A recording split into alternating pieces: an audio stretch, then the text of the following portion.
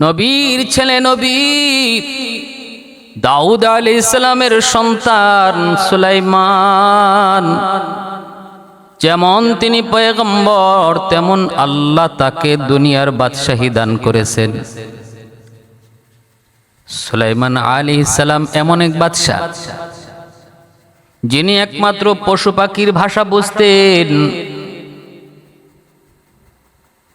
সুলাইমান আলাইহিস সালাম তখনও বিয়ে করেন নাই, পূর্ণ যৌবন, বিয়ের জন্য প্রস্তুতি নিচ্ছেন। সভাসদ সবাইকে ডেকে বললেন, আমি বিয়ে করতে চাই, তোমরা আমার জন্য উপযুক্ত পাত্রী ব্যবস্থা করো। মন্ত্রী পরিষদ জিজ্ঞেস করলো, হযরত কেমন পাত্রী আপনার পছন্দ, একটু আমাদেরকে আপনি বলেন, যদি শুনেন তাহলে আমাদের বের করা সহজ হবে। তিনি বললেন, যে কিছু গুণাবলী তার থাকতে হবে, এক নাম্বার হলো প্রথমেই তাকে দিনদারি থাকতে হবে। দিনদারি নবীজি তার হাদিস শরীফে বলেছেন, ফাজফর বিজাতিদ দ্বীন, বিয়ে শাদীর ক্ষেত্রে তোমরা যেগুলি দেখো এর ভিতরে সবচেয়ে প্রাধান্য দিবা দিনদারি। দিনদারিটা হলো সবচেয়ে আগে, তারপরে দেখবা তার রূপ, তারপরে দেখবা তার বংশ, তারপরে দেখবা তার সম্পদ। সেগুলা যদি পাও দিনদারির সাথে তাহলে ওকে, আর যদি দিনদারি না পাও, সব কিছু পাও, কোনো লাভ নাই। এটাই হলো বিয়ের সাথে রুল। এই রুলটা যেখানে মানা হয় না, এখানেই পরবর্তীতে সমস্যা হয়। আর রুল যেখানে মানা হয়, আশা করা যায় সংসার সুখের হয়। দিনদারি আগে। সুলাইমান আলাইহিস সালাম বললেন, তার দিনদারি আগে দেখতে হবে। কোনো পরপুরুষ তাকে জীবনে কোনোদিন দেখে নাই, অথবা সেও কোনো পরপুরুষ দেখে নাই। তারপরে রূপ, তারপরে তার বংশ। এই শর্তাবলীর ভিতরে তোমরা যদি পাও তাহলে খুঁজে বের করো। সভাসদ পরিষদ তারা নেমে গেল। সুলাইমান পয়গম্বর শুধু পয়গম্বর নন, তিনি তো অর্ধ পৃথিবীর বাদশাহ। তার জন্য উপযুক্ত একজন পাত্রীর ব্যবস্থা করতে হবে। ভাইরা বন্ধুরা, খোঁজ তালাশ শুরু হয়ে গেল। কোথায় পাওয়া যায় এমন মেয়ে, কোথায়? চতুর্দিকে তালাশ আর তালাশ, কিন্তু এমন উপযুক্ত, সর্বগুণে গুণী, সকলগুলি শর্ত সাপেক্ষ মাইনা পাওয়া যাওয়া মুশকিল এমন একটা মেয়ে খুঁজে পাওয়া যাচ্ছে না। এই অবস্থায় যখন চতুর্দিকে খবর ছড়িয়ে পড়ল, তখন একটা জেলে এলাকা, যে এলাকার মানুষগুলি মাছ ধরে জীবিকা উপার্জন করে, তাদেরকে আমরা জেলে বলি। জেলে, ওই জেলে বস্তির ভিতরে একজন জেলের মেয়ে এমন দিনদার, রূপবতী, গুণবতী, যতগুলি শর্ত সুলাইমান পয়গম্বর দিয়েছেন সবগুলি শর্ত তার ভিতরে পাওয়া যায়। কিন্তু পাওয়া গেলে হবে কি, সে তো বংশে হলো জেলে। একটা জেলের মেয়ে কেমন করে পয়গম্বরের স্ত্রী হয়, বাদশার স্ত্রী হয়? এটা কিভাবে সম্ভব? ওই মেয়েটার বাবা, তার কানে আওয়াজ গেল বাদশা বিয়ে করবেন, সুলাইমান পয়গম্বর বিয়ে করবেন, পাত্রী খুঁজেন। যতগুলি শর্ত তিনি দিলেন সবগুলি শর্ত তার মেয়ের মধ্যে আছে, একটা শুধু নাই, সেটা হলো কুফু, সমানে সমান। ইনি বাদশা আর ইনি হলো জেলে। একজন জেলে হয়ে তার জেলের মেয়েকে কেমন করে বাদশার জন্য প্রস্তাব দিবে? এখানে সব বাঁধলো সাদ, এখানেই বাঁধলো বাধা। বিবির সাথে পরামর্শ করতে আসলো। বিবি গো, ও বিবি, শুনেছ কি পয়গম্বর সুলাইমান তিনি বিয়ে করবেন, কিন্তু যে শর্তগুলি তিনি দিয়েছেন পাত্রী হওয়ার জন্য, সেই সবগুলি শর্ত আমার মেয়ের মধ্যে পাওয়া গেল। একটা জায়গায় আমরা দুর্বল, আমরা হলাম জেলে, আমরা হলাম গরিব, কিন্তু তিনি হলেন বাদশাহ, আবার নবীর ছেলে নবী। অতএব সেটা কেমন করে হয়? শুধু এই জায়গায় আমরা আটক, বাকি যা বলছেন সব কিন্তু আমার মেয়ের মধ্যে আছে। দিনদারি আমার মেয়ের মাঝে 100তে 100, রূপে গুণে শেষ, অনন্য, বেনজির, সে অনন্য, বেমিসাল। এই কথাটা মেয়ের কানেও যায় বসলো। মা মেয়েকে চুল বেনি করে দিতেছেন, তখন মেয়েটা বলতেছে, মাগো শুনলাম সুলাইমান পয়গম্বর নাকি বিয়ে করার জন্য পাত্রী খুঁজেন। মাকে হ মা। তখনই মেয়েটা নিজের থেকে বলে ফেললো, মাগো আমি যদি সেই পাত্রীটা হতাম তাহলে কিয়ামতের ময়দানে আল্লাহর সামনে নবী স্ত্রী হয়ে নিজের পরিচয় দিতাম। কতই না আমার ভাগ্য ছিল, কতই না আমার ভাগ্য ভালো ছিল। মনের ভিতরে বড় আশা, পয়গম্বরের স্ত্রী হয়ে যদি আল্লাহর সামনে হাসরের মাঠে পরিচয় দিতে পারতাম। কিন্তু মা, তিনি কি তা রাজি হবে? মা তখন কয়, কেমনে তুই কথাটা মুখ দিয়ে বের করলি? চাঁদ ধরা কি সম্ভব? চাঁদ দেখা যায়, চাঁদ ধরা যায় না। এটাও তো এমনই। কি করে রে মা তুই আশা করলি? আমরা কত গরিব আর তিনি কত উঁচা, আমরা কত নিচু। মেয়েটা তখন বলতেছে, মা এই ধনী গরিব কে বানায়? আল্লাহ বানায়। সুলাইমান নবীর ধনী বানাইছে কে? আল্লাহ। আমাদেরকে গরিব বানাইলেন কে? তিনিও আল্লাহ। যে আল্লাহ আমাকে গরিব বানাইলেন, সুলাইমান পয়গম্বরকে ধনী বানাইলেন, ক্ষমতা দিলেন, রাজত্ব দিলেন, ওই আল্লাহ কি পারেন না আমাকে ধনী বানাইয়া সুলাইমান নবীকেও তিনি গরিব বানাইতে পারেন? এবং সেই গরিব বানাইয়া আমার ঘরে পাঠাইয়া আমার সঙ্গে বিয়ে সম্পন্ন করাইতে আল্লাহ এই ক্ষমতা আল্লাহ আসেনি না নাই? আল্লাহ পারে কি পারে না? মায় কয়, হোম আল্লাহ চাইলে সব পারে, আল্লাহর কাছে অসম্ভব বলতে কিছুই নাই। তাহলে গো মা আমি দোয়া করলাম, মালিক যেখানে আমি আটকে গেলাম সেখান থেকে উদ্ধার করার ক্ষমতা তোমার। ধনী গরিব বানানোর মালিক তো তুমি। আল্লাহ আমাকে সুলাইমান নবীর মতো ধনী বানাও আর তারে আমার মতো গরিব বানাও। চাইলে তো তুমি সব পারো। গাছতলার মানুষকে তুমি পাঁচতলায় তুলতে পারো, আমার পাঁচতলার মালিককে তুমি গাছতলায় নামাইতে পারো। সকাল বেলার আমির রে তুই ফকির সন্ধ্যাবেলা, আল্লাহ পাকের কাছে কোনো কিছুই অসম্ভব না। কাদিরে কুদরতদারি হর কামাল, কাদিরে কুদরতদারি হর চে খাহি আকুনি, মুর্দা রাজা হাম তো বখশি জিন্দা রাবে জাকুনি, মুর্দা রাজা হাম তো বখশি জিন্দা রাবে জাকুনি। ये गुल तो गुलनेगी है जिसे गुल में बो नहीं, ये दिल तो दिल नहीं है जिसे दिल में तू नहीं। तारीख इब्ने तबारीर মধ্যে লিখেন, সুলাইমান আলাইহিস সালামকে আল্লাহ পাক একটা মুজিজা দিয়েছিলেন। সকল নবীকে আল্লাহ পাক বিশেষ বিশেষ কিছু মুজিজা দিয়েছেন। মুজিজা, মূসা নবীর মুজিজা ছিল হাতের লাঠি। ওই হাতের লাঠি যদি তিনি হাত থেকে ফালায় দিতেন, সাথে সাথে সেই লাঠিটা সাপ হয়ে যেত। মূসা নবী তিনি যদি হাতটাকে নিজের বগলের নিচে নিতেন, সাথে সাথে টর্চ লাইট হয়ে যেত।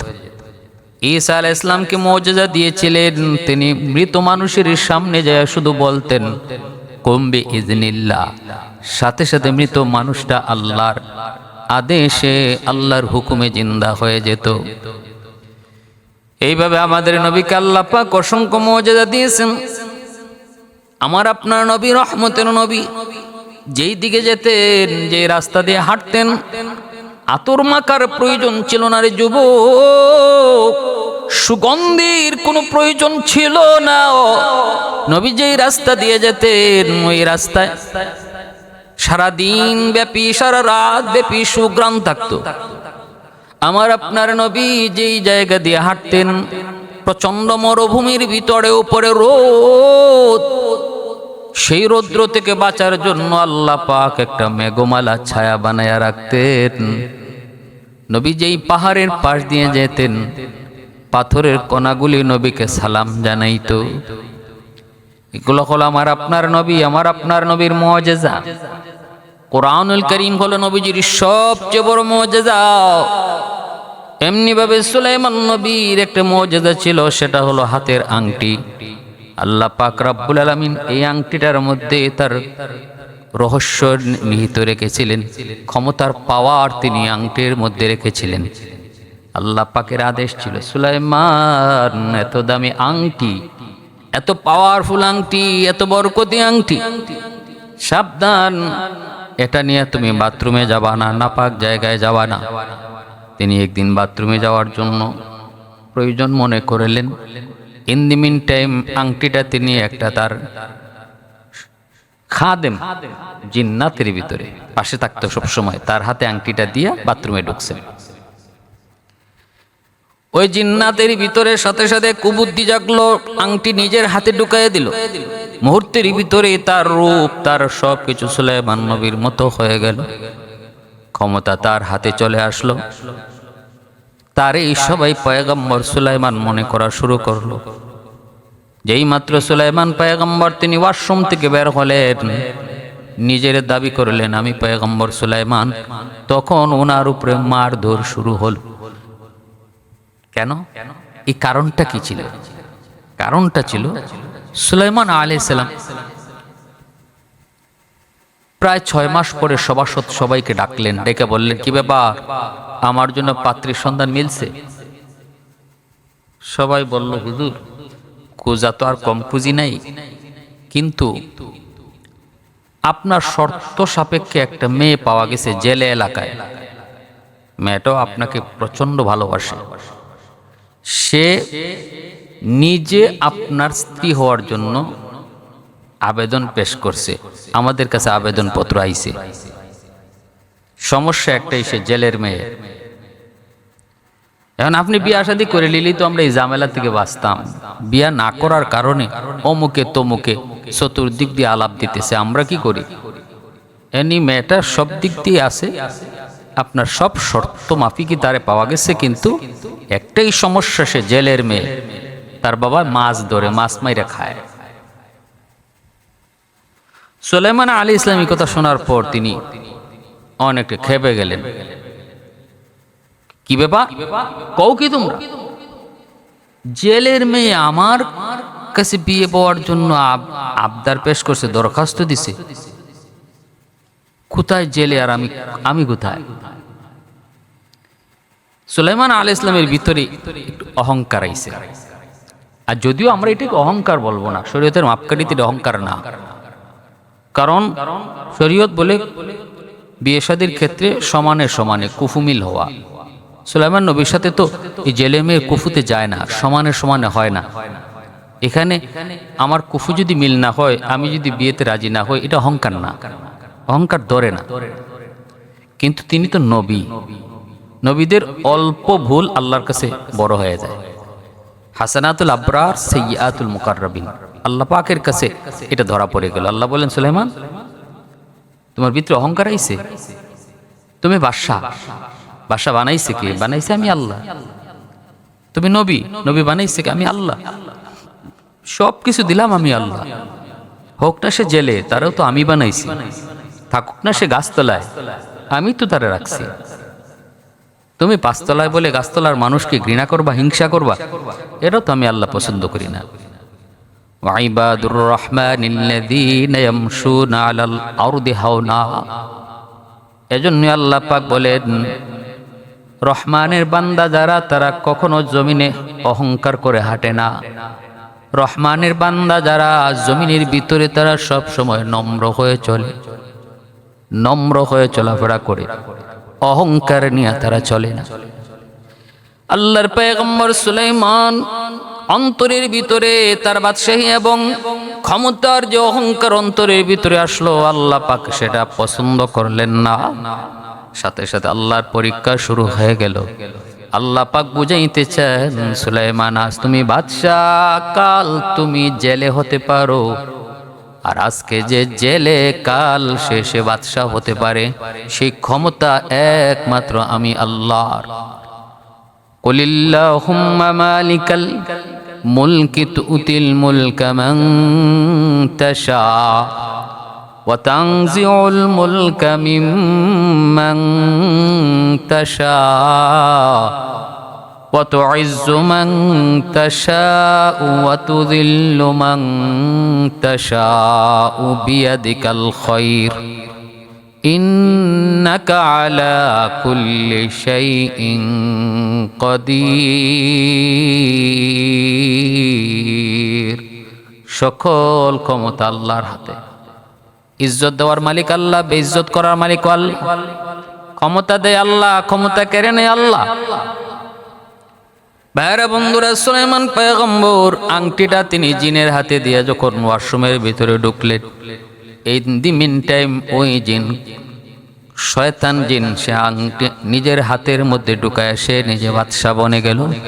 এবার তিনি যখন ওয়াশরুম থেকে বের হন, তারে কেউ বাদশা মানতে রাজি না, বরং সুলাইমান পয়গম্বর যখন বলেন আমি বাদশা সুলাইমান, আমি পয়গম্বর সুলাইমান, মারধর শুরু হয়ে যায়। এমনভাবে আঘাত করে আল্লাহর পয়গম্বরকে ওরা মাইরা নদীর কিনারায়, নদীর পারে তারা ফেলে রেখে চলে আসে, মনে করে তিনি মরে গেছেন, কিন্তু বাঁচানোর মালিক আল্লাহ। এই দিকে দেখা যায় ওই জেলে এলাকার মেয়েটার বাপ, সে নদীর পাড়ে দিয়ে মাছ ধরার জন্য যায়। এর ভিতরে এসে দেখতে পেল একটা যুবক, মাথা ফাটা, রক্ত বের হয়, নদীর পাড়ে পড়ে আছে মরার মতো। ওই জেলে তাকে উঠায়, ওনাকে উঠায় নিয়ে গেল নিজের কাছে। পানি মাথায় পানি টানি দিয়া হুঁশ ফিরাইল, তারপরে নিজের বস্তিতে নিয়ে গেল। সেখানে নিয়ে চিকিৎসা হলো। সুলাইমান নবীর হুঁশ ফিরিলে পরে জিজ্ঞেস করে, বাবা কে তুমি? এত সুন্দর নবী তো হবেন, নবী যিনি তার চেহারা তো সুন্দর হবেই, কারণ আল্লাহ পাক যে যুগে যারে নবী বানান তিনি ওই যুগের সবচেয়ে সুন্দর মানুষ। ওই যুগে পৃথিবীর সবচেয়ে সুন্দর, তার চেহারার মধ্যে আলাদা মায়া, আলাদা দরদ, আলাদা নূর। এজন্য কয়, বাবা তুমি দেখতে তো মনে হয় তুমি ভালো কোনো বংশের, ভালো ঘরের ছেলে, কিন্তু এইভাবে রক্তাক্ত করলো কারা? কয় মানুষেরা। কেন? কে তুমি? সুলাইমান পয়গম্বর। তখন তিনি ভাবতেছেন, এখন যদি আমি বলি আমি পয়গম্বর সুলাইমান, আমি বাদশাহ সুলাইমান, তাহলে সেও আমারে মারবে, কারণ আমার কাছে ক্ষমতা আর যে চাবিকাঠি, সে আংটি তো সে নাই। আংটি না থাকার কারণে জিন্নাত তো আমার বশীভূত নাই, আংটি না থাকার কারণে এখন বাতাসও আমার অনুগত নাই। অতএব কেমন করে বলবো? তিনি তখন কোনো কথাই বললেন না, এই কথাও বললেন না আমি অমুক, মিথ্যা হয়ে যাবে। তিনি বলতেছেন, বাবা আমার মাথায় বড় আঘাত পেয়েছি, এখন আমি সব কথা বলতে পারবো না, আমার মনে নাই, আমার একটু শান্তিতে থাকতে দেন। সুলাইমান নবী তিনি থাকতেছেন, পয়গম্বর তার ঘরে যাওয়া মাত্রই তার ঘরের মধ্যে বরকত। মাছ মারতে গেল তো বেশি বেশি মাছ পায়। ওই জেলে আগের চেয়ে অনেক বেশি, সব কাজে সব জিনিসের মধ্যেই বরকতের ছোঁয়া লেগে গেল, কারণ নবী যেই ঘরে যায় এই ঘরে বরকত সাথে যায়। তখন জেলে লোকটা বলতেছে বিবির কাছে, বিবি গো, মনে হয় এই ছেলেটা বড় বরকতি ছেলে, তার কারণে আমার সব কিছুতে বরকত বেড়ে গেল। আমি যেদিকে যাই এদিকেই পাই, চাওয়ার চেয়ে বেশি পাই। আল্লাহর নবীও ছোটবেলায় যখন রসুল হালিমা সাদিয়া রাদিয়াল্লাহু তাআলা আনহার ঘরে গিয়েছিলেন, দুধমা হালিমা সাদিয়ার ঘরে, নবী যাওয়ার আগে হালিমার ঘরে বরকত চলে গেছে। আল্লাহ বলছে, দুনিয়ার বরকত রাজি কোথায়? আমার বন্ধু হালিমার ঘরে ঢুকবে। এখন আর এই ঘর হালিমার ঘর নয়, এটা আমার দোস্তের ঘর, অতএব তোমরা আগে চলে যাও। আরে হাজিরিন, বরকত এটা ব্যাখ্যা দিয়ে বোঝানো যায় না, বুঝে নিতে হয়। দিন যায় রাত যায়, দিন যায় রাত যায়, এমন ভাবে তার যে কর্ম, মাছ মারা, এই জেলের এই কর্মের ভিতরে এত বরকত, এত বেশি মাছ ধরা পড়তে লাগলো। সুলাইমান নবীরে বলতেছে, বাবা তুমি তো অনেকদিন আমার পাশে ছিলা, এখন তো মনে হয় তুমি চলে যেতে চাও, কিন্তু বাবা আমার একটা লোকের বড় প্রয়োজন, আমি একা আমার কাজ সামাল দিতে পারি না। তুমি যদি আমার কাছে থেকে যাও তাহলে আমি তোমাকে বাৎসরিক একটা বেতন দিব, কারণ আমি আমার পেশা একজন ছেলের বড় প্রয়োজন, একা সব সামলাইতে পারি না। সুলাইমান আলাইহিস সালাম তিনি মনে মনে ভাবলেন প্রস্তাবটা মন্দ না, কারণ এখন তো আমার কাছে কিছুই নাই। এখনো যদি আমি এলাকায় যায় বলে আমি নবী, আমি বাদশাহ, এখনো তারা মানবে না, কারণ সেই রহস্যময় আংটি তো তার হাতে আর নাই। তাহলে এখন কি করা যায়? সুলাইমান নবী তার প্রস্তাবে মেনে নিলেন। ঠিক আছে, মাসিক বেতন ধার্য করা হলো। ওই মাসিক বেতনের উপর তিনি তার বাড়িতে রয়ে গেলেন। ভাইরা বন্ধুরা, এই দিকে দেখা যায় দিন যায় রাত যায়, তিনি ওই লোকের কর্মচারী হইয়া নদীতে যান, মাছ মারার কাজে তিনি সহযোগিতা করেন। ভাইরা বন্ধুরা, সুলাইমান নবীর আখলাক চরিত্র দেইখা এই জেলে এসে মুগ্ধ হয়ে গেল। সে দেখতেছে ছেলেটা বড় দিনদার, বড় আমানতদার, বড় পরহেজগার। মনে মনে তার ভিতরে জাগলো, এমন একটা ছেলের কাছেও যদি আমার মেয়েটাকে বিয়ে দিতে পারতাম রে, তাহলে আমার না কতই ভাগ্য ভালো ছিল। কিন্তু মানবে কি সেই ছেলে? জানি না তার বাড়ি কোথায়, তার বংশ কি। ভাইরা বন্ধুরা, 1 বছর চলে গেল, তিনি এখানে থাকলেন। একদিন ওই জেলে তার স্ত্রীর সাথে আলাপ করে, বিবি গো, ও বিবি, মেয়েটা তো উপযুক্ত ছেলের কাছে বিয়ে দেওয়ারও প্রয়োজন, কারণ একটা দিনদার মেয়েকে যদি দিনদার পাত্রস্থ করা হয়, আল্লাহ রসুল বলেছেন 3টা মেয়ে, আবার 2টা মেয়েও বলেছেন, আবার একটা মেয়ের কথাও বলেছেন, যার আছে সে যদি মেয়েটাকে দিনদারি শিখায়, তারপরে দিনদার পাত্র দেখে তারে বিয়ে দেয়, আল্লাহর নবী বলেন ওই বাপ মাকে আল্লাহ পাক জান্নাত দিবে। তাহলে একজন মেয়েকে দিন শিখায়া দিনদার পাত্রস্থ করা একজন মা বাবার জন্য জান্নাতের সার্টিফিকেট। জেলে বলতেছে, বিবি, ও বিবি, একটু তোমার কি ছেলেটারে পছন্দ? আমার তো বড় পছন্দ হয়েছে। কেমন লাগে তোমার কাছে? খুব ভালো, ছেলেটা আসলে খুব অমায়িক, বড় দিনদার, বড় চরিত্রবান, এত নরম মিজাজের। তাহলে আমাদের মেয়েটাকে কি বিয়ে দেওয়া যায়? তখন আবার বউ উল্টে গেছে, না না, তোমার সাথে কাজ করে তোমার কর্মচারী, তার কাছে আমার এত সুন্দর মেয়ে, এত রূপবতী গুণবতী মেয়েটাকে বিয়ে দেব, আর এই ছেলে কে না কে কারা তারে মাইরে নদীর পারে রাখছে। ভালো মানুষ হইলে কি আর নদীর পারে মাইরে রাখে? আগে কইছে ভালো, কিন্তু এখন আবার ভালো না। তার মানে কি? জাগাত ফলটি। মহিলাদেরই অভ্যাস আছে, তো মহিলারা পারে, তারা পারে, কিন্তু তাদেরকে বসে আনতে হলে একটা কৌশল নিতে হয়। স্বামী ওই কৌশলটা নিছে। স্বামীকে বুঝছি এমনি হবে না। স্বামী গেছে বাজারে, গিয়ে স্ত্রীর জন্য খুব সুন্দর দামি একটা শাড়ি কিনছে, আবার বিভিন্ন গিফট নিয়ে আসছে।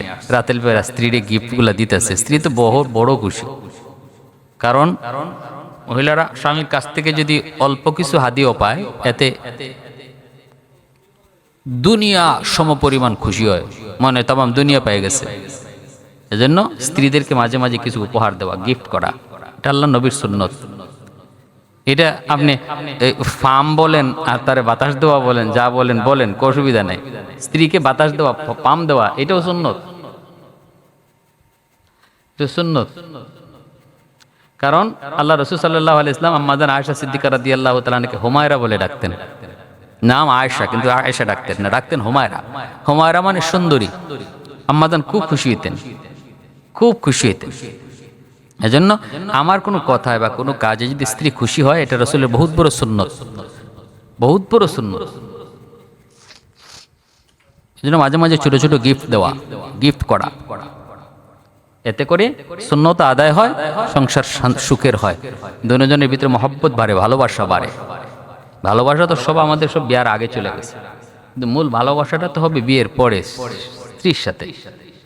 আমরা গিফট দিতে পারি অন্যজনকে, কিন্তু স্ত্রীকে না। কিন্তু না, স্ত্রীকে গিফট দাও, স্ত্রীকে গিফট দাও, উপহার দাও, বেশি বেশি মহব্বত বাড়বে, সংসারে ভালোবাসা বাড়বে, সন্তান মেধাবী হবে, যে সংসারে স্ত্রীর আর স্বামী স্ত্রীর ভিতরে ভালোবাসা থাকে, এই সংসারে সন্তানদের মেধা ভালো থাকে, ব্রেন ভালো হয়। ওই জেলে সে তার গিফটগুলা দেওয়ার পর স্ত্রী বড় খুশি হয়ে গেল। খুশি হওয়ার পর সে বলতেছে, বিবি একটা কথা বলবো, রাখবা কিনা জানি না। বলে কি? কয় এখনো দেখো ছেলেটার আমার খুব পছন্দ, এমন একটা ছেলে হাতছাড়া করলে পাবা না,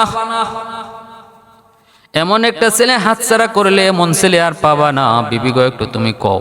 রাজি নেই। আর স্ত্রীরা রাজি না করাইয়া নিজের মতে মতে বিয়া দিতে যাইয়েন না, এটাও ঠিক না। সংসারে কোনো চূড়ান্ত সিদ্ধান্ত, বড় সিদ্ধান্ত নিজে একা নিতে নাই, পরামর্শ করে, স্ত্রীর সাথে পরামর্শ করে একমত হয়ে নিতে হয়। একমতে না আসলে তার একমতে আনতে হয়, কৌশলে কৌশলে তার আনতে হয়, তার মন জয় করে আনতে হয়। লাঠি দেখাইয়া টর্চার করে ফিটাইয়া না, মহব্বত দিয়া, ভালোবাসা দিয়া। যে জিনিসটা ভালোবাসা দিয়ে অর্জন করা হয় এটা স্থায়ী হয়, আর ভয় দেখাইয়া লাঠি পিটাইয়া যেটা অর্জন করা হয় এটা ক্ষণস্থায়ী হয়। এটা এখন আছে তখন নাই, ঠিক কিনা ভাই? এজন্য আমি বলতেছি, স্ত্রীর কাছে যখন আবার প্রস্তাব প্রবেশ করলো, স্ত্রী বলতেছে, স্বামী গো তুমি যা ভালো মনে করো আমি তাতে রাজি, তুমি যা ভালো মনে করো আমি তাতে রাজি।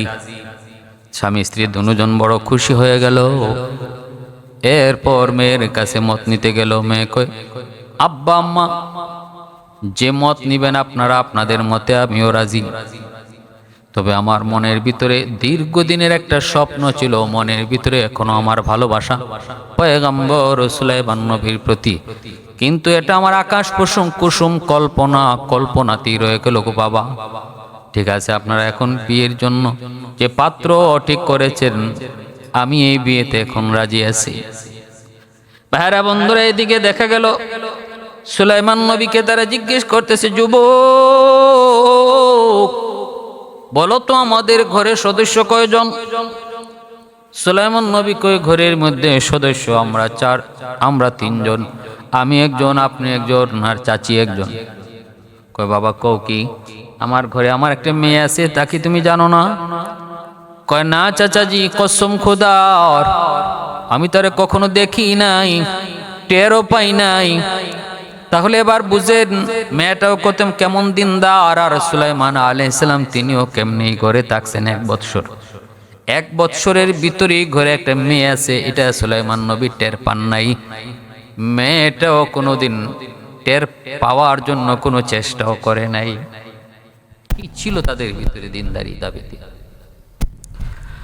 বাবা তোমার কাছে একটা প্রস্তাব দিতে চাই। কি প্রস্তাব? প্রস্তাব হলো, আমার একটা মেয়ে আছে, মেয়েটা বড় দিনদার, বড় আল্লাহওয়ালি, বড় আমানতদার, বড় রূপবতী, গুণবতী।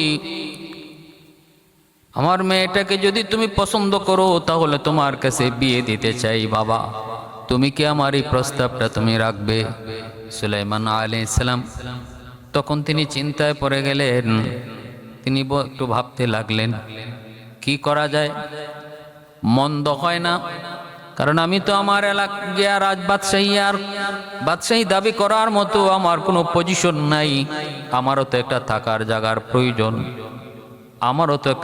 জায়গার প্রয়োজন, বিয়ের মাধ্যমে যদি এখানেই আমার থাকার ব্যবস্থা হয় তাহলে বাকি জীবনটা হয়তো এখানেই আল্লাহ বিল্লাহ করে কাটায় দিব। তিনিও রাজি হয়ে গেলেন। আহা, আল্লাহ পারে নাকি? আল্লাহ চাইলে পারে নাকি? আল্লাহ চাইলে সব পারে। মেয়েটা দোয়া করছিল, আল্লাহ সুলাইমান নবী আমায় গরিব বিদায়, জেলের মেয়ে বিদায় তিনি আমার সব গুণ থাকা সত্ত্বেও প্রত্যাখ্যান করলেন। আল্লাহ তুমি আমারে তার জায়গাত বসাও আর তারে আমার জায়গাত আনো, তুমি তো সব পারো। দেখেন কি হয় পরে। এইদিকে আমার বারা বন্ধুরা, যে শয়তানে আংটি হাতের মধ্যে লয়ে আসে, রাজত্ব এখন পরিচালনা করে সুলাইমান নবীর প্রধান উজির আসিফ ইবনে বারখিয়া, তার নজরের মধ্যে কিছু সমস্যা আস্তে আস্তে বাড়তে লাগলো। তিনি দেখতেছেন সুলাইমান নবী তিনি যে আখলাক, যে মেজাজের ছিলেন, এই মেজাজের সাথে এই লোকের মেজাজ মিলে না। যদিও চেহারা সুরত একরকম, আংটিও তার হাতে, কিন্তু মেজাজ মিলে না। জনগণের সাথে যে আচরণ সেটাও আকাশ পাতাল তফাৎ। সুলাইমান নবী তার জনগণের সাথে যেই মধুর আচরণ করতেন, এত শয়তান, তার আচরণও শয়তানের মতো, শয়তানের মতোই তার সবকিছু। আস্তে আস্তে বিদ্রোহ ভিতরে জাগতে লাগলো। হায় হায়, এত পরিবর্তন কেমন করে? হঠাৎ করে একদিন আসিফ বিন বরখিয়া তিনি বুঝে ফেললেন সে যে ইবলিস, সে যে সুলাইমান নবী না, সে যে জিন। কারণ জিনে তো জিনকে চিনে। উনার চোখে ধরা পড়ে গেল। ইনি জনগণকে জানায় দিলেন, মন্ত্রী পরিষদকে জানায় দিলেন। এমনিই তো মনের ভিতরে, প্রত্যেকের মনের ভিতরে তার প্রতি বিদ্বেষ ছিল। বিদ্রোহ বেজে গেল। এমন বিদ্রোহ, চতুর্দিক থেকে তার উপরে হামলা শুরু হলো। এই হামলা টেকাতে যায় সে নিজে ভাগতে শুরু করলো। এখন দেখা যায় আংটি নিয়ে দৌড় দেওয়ার কারণে জিন্নাত তো তার পিছনে পিছনে দৌড়ায়, তারে মারার জন্য সবাই প্রস্তুত। ওই অবস্থায় সে চিন্তা করলো, এই আংটি যদি আমার হাতে থাকে, আঙ্গুলে থাকে, তাহলে আমি যেখানেই যাই সেখানে গিয়েও বাঁচা সম্ভব নয়। এজন্য যখন নদীর উপর দিয়ে যায়, ওই জায়গায় আঙ্গুল থেকে আংটিটা সে নদীর মধ্যে ফালায়া দেয়। আর ফালানো মাত্রই একটা বিশাল বিশাল বড় মাছ ওই আংটিটা খেয়ে ফেলে। যেই মাত্র আংটিটা ফালায় দেয়, তখন আর তার পিছনে কেউ যায় না, তার পিছনে আর কেউ ধাওয়া করে না। এখন আর তার পিছনে কেউ ধাওয়া করে না। এখন আংটি মাছের পেটে, মাছের পেটে আংটি যাওয়া মাত্রই দেখা গেল এই নদীর যত মাছগুলি আছে সব এই মাছের পাশে আইসা তারা অনুগত হয়ে রইল। সে যেদিকে যায় এদিকেই বিশাল বড় মাছের লাইন তার পিছনে পিছনে ছুটে। কারণ এটা আংটির রহস্য। আংটি যার কাছে থাকবে তার আনুগত্যই সবাই করবে, তার পিছনেই ছুটবে। ভাইরা বন্ধুরা, সুলাইমান নবীর এই দিকে বিয়ে হয়ে গেল জেলের মেয়ের সাথে। জেলের মেয়ের সাথে বিয়ে হওয়ার পর, তিনি বিয়ে করার পরপরই আবার তিনি চলে আসলেন রাতে বাসর ঘর করবেন। কিন্তু দিনের বেলা আবার শ্বশুরের সঙ্গে তিনি নদীতে আসলেন মাছ ধরার জন্য। আজকে তিনি আর তার কর্মচারী নন, আজকে শ্বশুর আর জামাই দুইজন আসছে মাছ মারার জন্য। মাছ মারার জন্য নদীতে আসছেন। এইদিকে ওই মাছটাও পেটের মধ্যে আংটি ঢুকায় আসে, নদীর মধ্যে দৌড় শুরু করলো। সেও বাঁচতে পারে না। হায় ব্যাপার, কি আংটি খাই কারো বিপদে পড়লাম, আমার পিছনে এত মাছ কেন, আমারে সবাই ধাওয়া করে কেন? মাছটাও দৌড়াইতেছে, দৌড়াইতে দৌড়াইতে আয়া সুলাইমান নবীর শ্বশুরের জালে পড়ল। শুধু পড়ছে একা নয়, নদীর অসংখ্য মাছ লইয়া সে জালে ধরা পড়লো। নৌকা একটা নয়, দুইটা নয়, অগণিত নৌকা মাছ দিয়ে বোঝাই করলো। সেই মাছ লইয়া বিক্রি করে ফেললো নদীতে। একটা মাছ, সবচেয়ে বড় যেই মাছটা, ওই মাছটা বড় স্বাদ করে শ্বশুর মশাই মাছটা জামাইকে নিয়ে কাঁধে করে বাড়িতে নিয়ে আসলো। আজ রাতে আমার মেয়ের বাসর ঘর, এই বাসর ঘরে মাছটারে ফ্রাই করে দেব। এই মাছটা এনে যখন বিবির কাছে দিল, মেয়ে আর মা দুইজনে মিলে মাছটা কুটে, মাছ কাটতে যাইয়ে এই মাছের পেটের মধ্যে সেই সুব্রত দামি সেই বাদশাহীর আংটি, যে আংটির মধ্যেই সব রহস্য, আংটিটা পেয়ে গেল মেয়েটা। মেয়েটা আংটিটা পেয়ে তো সব কিছু বুঝতে পারে নাই, তবে এটা বুঝতে পারছে যে এটা আংটি। আবার খুশিও হলো, চিন্তায় পড়লো মাছের পেটে আংটি আসলো কেমন করে। আরে যেভাবে আসে আসুক, কিন্তু আজকে আমার জন্য ভালো হয়েছে। স্বামীর করে বাসর ঘর করবো, বাসর ঘরে স্বামীকে কত স্ত্রী উপহার দেয়, আমিও আমার স্বামীকে আজকে এই আংটিটা উপহার দেব, আমি নিজের হাতে তার আঙ্গুলে পরায় দেব। ভালোই হয়েছে, আমার মনে মনে বড় খুশি, মনে বড় বড় খুশি। এইদিকে বাসর ঘর, মা মেয়েকে পয়গম্বর সুলাইমানের কাছে বাসর করে দিয়া বলতেছেন, বাবা এই যে নাও তোমার আমানত।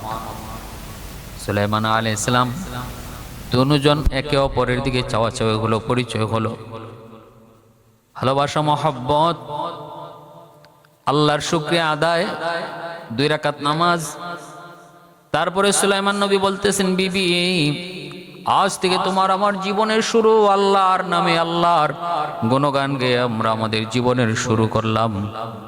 তবে বিবি গো, আজকে বাসর রাত, আজ আমরা একে অপরের পরিচয় ভালো করে জানবো। আমিও আমার কোনো কিছু গোপন রাখবো না, এতদিন যা গোপন রেখেছিলাম তাও প্রকাশ করব। আর আমিও তোমার কাছে জানতে চাই বিবি, একটু বলো বলো, আমার আগে তোমার কে কোনো পুরুষের সাথে পরিচয় ছিল নাকি? একটু মন খুলে বলো। যদি হয়েও থাকে তাহলে আজকে থেকে পরিষ্কার আমি আর তুমি, আর যদি থাকেও বলো, নির্দ্বিধায় বলো, নির্ভয়ে বলো। একে অপরের দিকে যখন আলোচনা চলছে তখন মেয়েটা বলতেছে, স্বামী গো, আমি আপনাকে পেয়ে বড় ধন্য।